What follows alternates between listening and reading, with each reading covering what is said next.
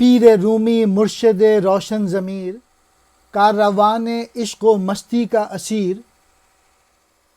رتبے میں بلائے ماہ و آفتاب، کہکشاں ہے جس کے خیمے کی طناب، نور قرآن اس کے دل میں ہے جاوہ کار، جامع جم اس آئینے سے شرمشار، نے نواز پاک ذات اس کی نوا، یوں ہوئی سینے میں پھر ہنگامہ اظہار، دل ہوئے دانائے اسرار نہاں، دور مشرق کا ہوا خواب گراں، ولولے تازہ جہاں افزا ہوئے، بند ہائے کہنہ بین واہ ہوئے۔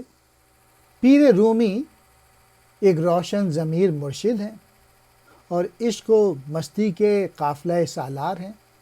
ان کا مقام چاند اور خورشید سے بھی بلند تر ہے، وہ کہکشاں اس کے خیمے کی رسی ہے،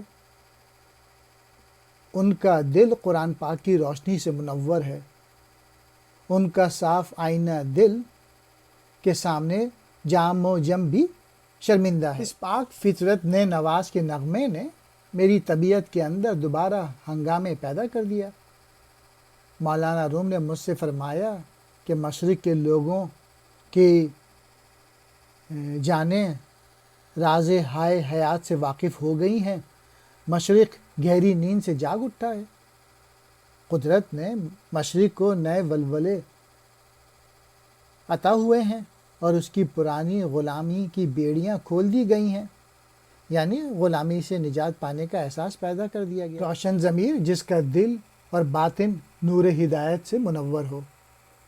نور کہتے ہیں روشنی، یہاں مراد ہے علم قرآن جس نے ان کے سینے میں روشنی کی ہے۔ جام جم ایران کے قدیم بادشاہ جمشید کا جام، کہتے ہیں وہ اس قدر شفاف تھا کہ اس سے دنیا بھر کے حالات نظر آتے تھے۔ بعض کہتے ہیں کہ اسے از روئے نجوم تیار کیا گیا تھا جس کی وجہ سے آئندہ کا حال معلوم ہو جاتا تھا۔ بند ہائے کہنہ زنجیریں